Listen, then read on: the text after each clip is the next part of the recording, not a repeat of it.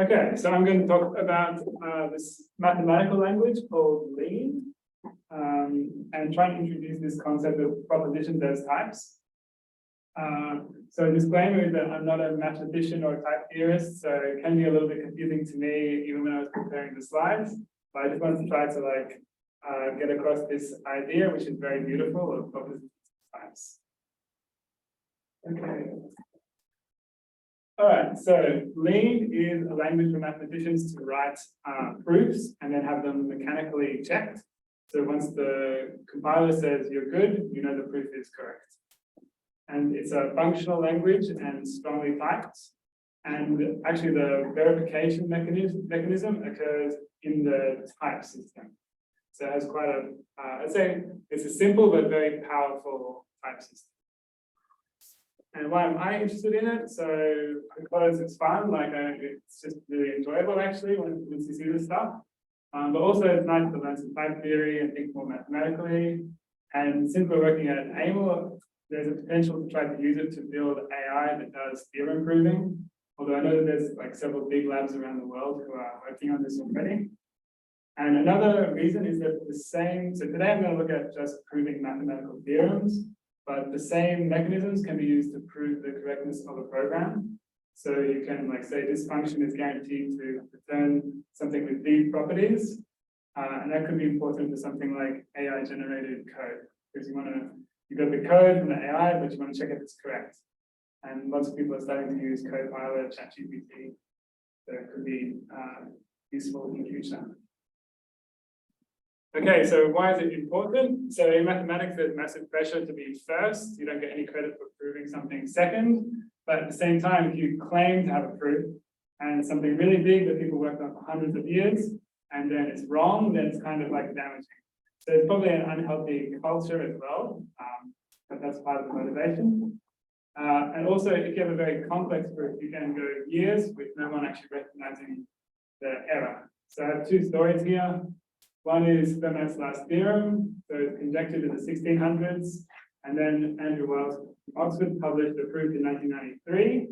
Huge deal, someone found a mistake, panic, and then fixed it 1 year later. So it wasn't such a grave error, but shows, if you're going to claim you solved something after 350 years, you kind of want to be sure that it's correct. Another story is this paper. There's a model for a homotopy category, so very complex, abstract proof. And some guy from Princeton proved it in 1989. But then someone from a small university in France found in 1998 that there was a mistake in the proof. He published an article, sent them a letter, and everyone kind of ignored it because it was these guys from Princeton, this guy from France.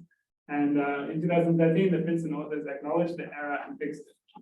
And so actually the Princeton author, one of them, is now a big proponent of this because he feels he could, it wasn't, in that case, he didn't lose that much time, but it's possible that he could have made an error and then not been able to, basically wasted 20 years working on building on top of the error. Okay, so that's the motivation. So I'm going to look at basically a very brief outline of the language and then introduce three key ideas. So the first is propositions as types, and then just look at how the notions of false and how the notion of false works in that system, and then finally look at dependent types, which we'll see how we go. The third idea might be a little bit difficult, and then I'll mention about how to prove practical things, because today we're just going to look at sort of simple logical proofs. Okay, so today just looking at two main types. Natural numbers and propositions. So if we do hash check, this is basically it prints the expression and its type. So check one gives one is a natural number. And Lean has this very good Unicode support, so it's nice for mathematicians because you can kind of use this Blackboard N for natural numbers, and you'll see a few more characters. So if I said type check 1 less than 2, it tells me this is a proposition. So it doesn't mean it's true or false. It just means that it's something that you could try to prove. So propositions are like statements that we want to check, or we want to establish proof for. So I can also write a false proposition 1 equals 2, and that's just still a valid proposition. And notice that it's equals and not double equals. So single equals is like establishes a proposition. And so if I declare a variable x, it's a natural number, x plus 2 is a natural number, and x equals 2 is a proposition. Okay, so building on top of these two types, we can have functions, which can be defined either using a def syntax, so add1 is a function of x, which returns x plus 1, or we can write it as a lambda. Add1 is a lambda that takes an x and returns x plus 1. So these two are equivalent syntaxes. And then the type of a function is going to be denoted with this arrow. So it makes sense. If I check add1, it's something which maps natural numbers to natural numbers. So that's kind of what we expect. And add1 of 5 is a natural number. I can also evaluate it to get 6. Okay. All makes sense so far? Yeah. Okay, and another important concept is carrying, which you've probably seen in functional programming before. So if you have a function of multiple arguments, then instead of saying, so here I have add, which takes x and y, returns x plus y. Instead of saying this maps like natural, comma natural to a natural, we say it maps natural to natural to natural. Okay, and so that first definition, add, which takes 2 arguments, I can also write it as this lambda, lambda. So if I can apply this function to the 2 arguments, add 1, 5, and it gives me a natural number. And if I apply it to just 1 argument down the bottom, then add 1 gives me a function that maps naturals to naturals. So it's kind of like if you use Python, it's like functionals are partial, or if you use C++, I think it's like standard bind. And so at the end here, I'm showing that add 1 gives me a function, and then when I put 5 after that, it means apply the add 1 function to 5. Okay, so this is just how functions with multiple arguments are defined. And it's going to be important later. Yeah.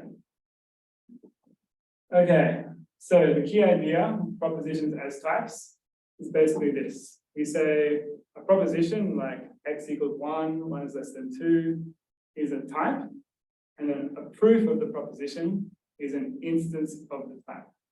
Okay? So now, if I have a function that maps some proposition P, some proposition Q, remember that this is it maps type P to type Q. So this function maps a proof, like takes in as an argument a proof of P and returns a proof of Q. And this is very nice because if you have a function with this type P to Q, it means that a proof of P gives you a proof of Q. So logically, you would say P implies Q. And it's also like this same syntax that mathematicians use. It's like A arrow B means A implies B. And so when I define a function, it's actually proving implication, logical implication. Okay, and then under this system, if I need to verify the proof, it's actually just type checking of the program. And this is called Curry-Howard correspondence, also known as proofs of programs, programs of proofs.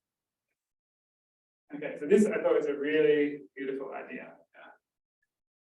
Yeah. Okay, so we can proceed to a theorem, and we're going to prove something very simple, which is that if we have P and P implies Q, then Q is true.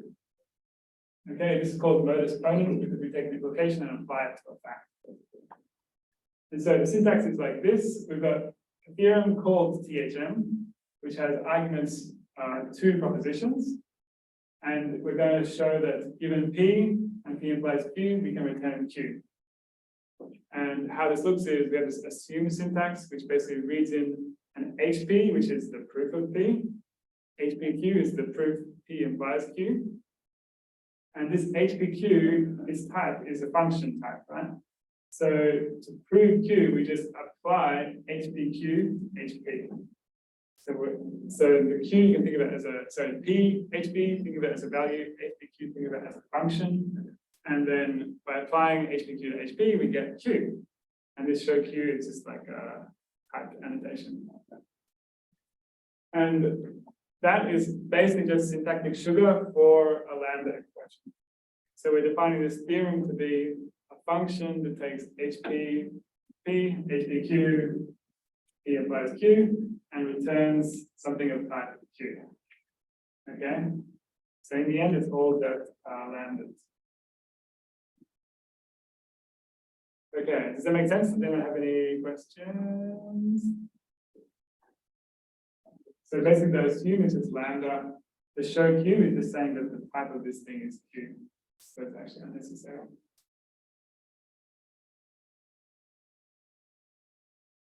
Okay, so now false is a special proposition because it's actually an empty type, which means that it's like a type where you have no instance in that type.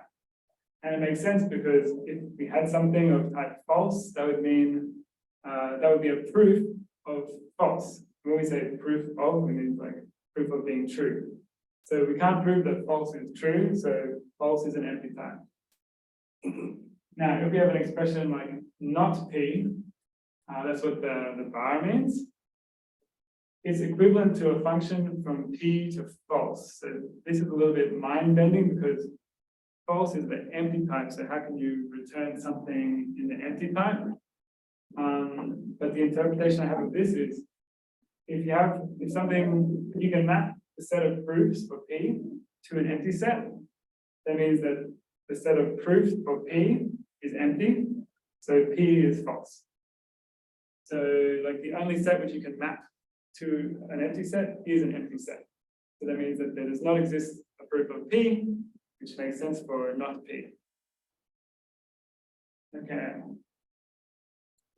So now we can do basically the same thing to prove that P implies not P. So it's a pretty uninteresting proof.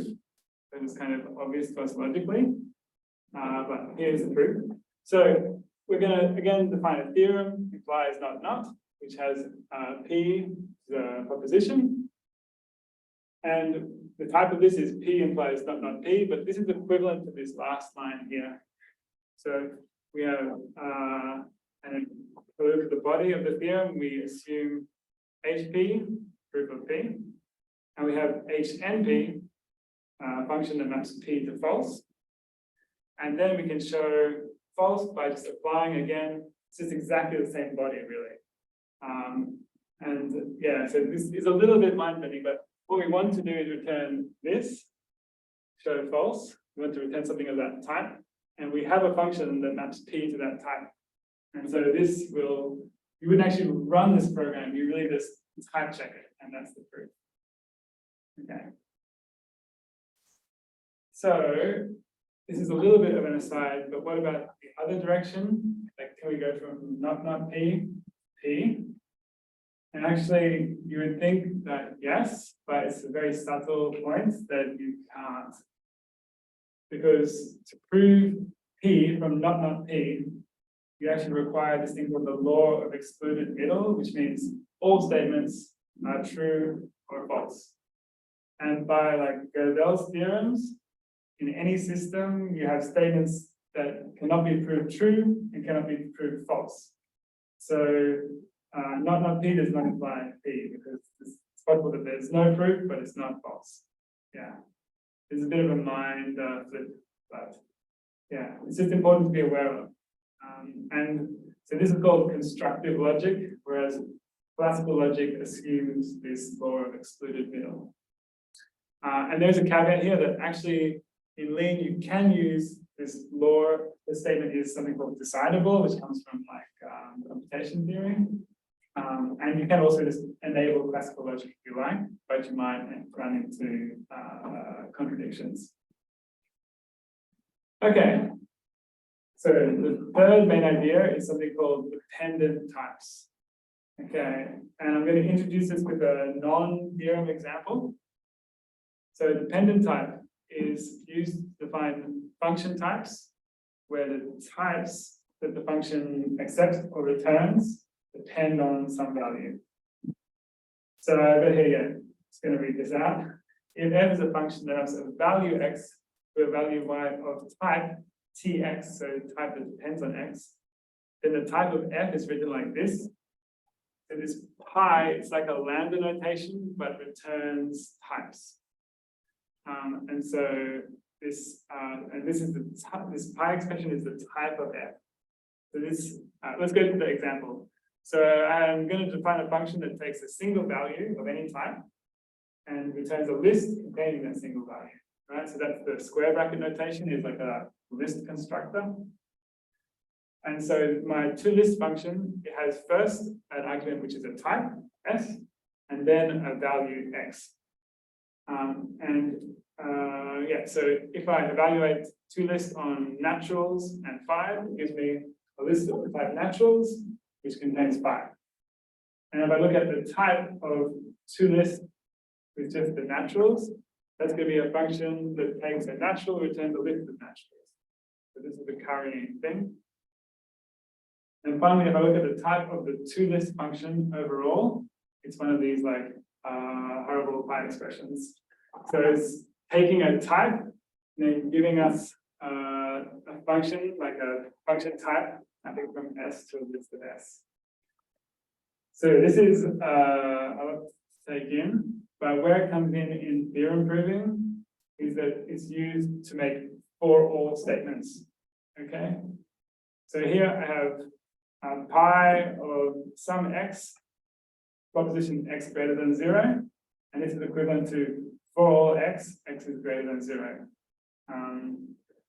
And the interpretation of this is like, if you have a function that can take any value x and return a proof of that proposition, then that's like saying for all x, proposition holds. Yeah.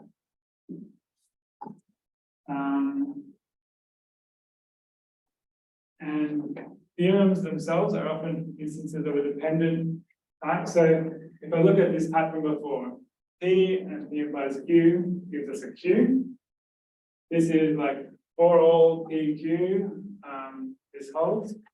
And so this is also constructed like wherever you see for all, it's actually a pi expression.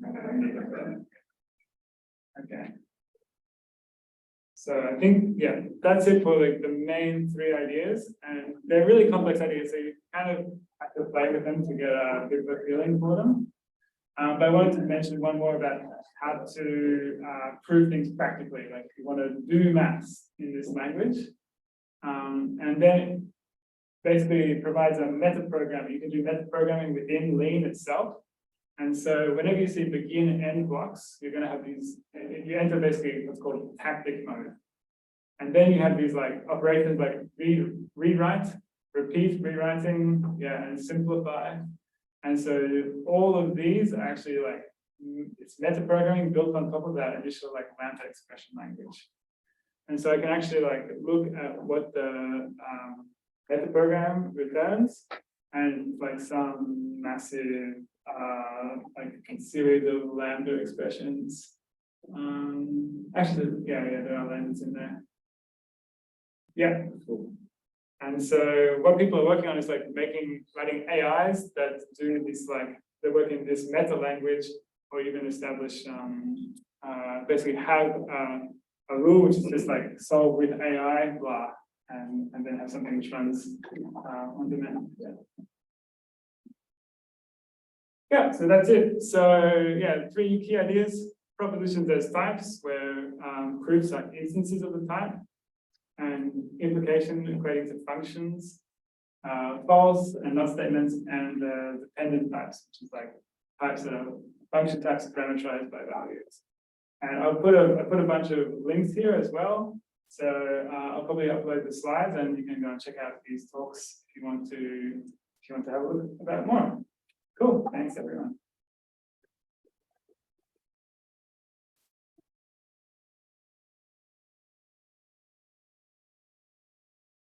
Who's going next? Okay, next. Stay let me grab my converter cable. Hopefully this will still work for us. Would you like to record your talk or not? I mean, there's people watching. Yeah. Yeah, I mean, I've got it all on my laptops. Somehow it'd be great if we can see. I'm just trying to find my converter thing, which is mainly on my bed. Do you have Zoom installed on your laptop? No, I don't. Okay, maybe don't mind that. Thanks. Yeah, it might be a bit difficult, yeah. What's the? But yeah, I mean, yeah, thing about the cable is that you're gonna have to park yourself. Oh, my God, that, okay, nice. So I can't disconnect for any. Yeah. Okay, I guess we'll disconnect because the next talk is not gonna be on Zoom. No.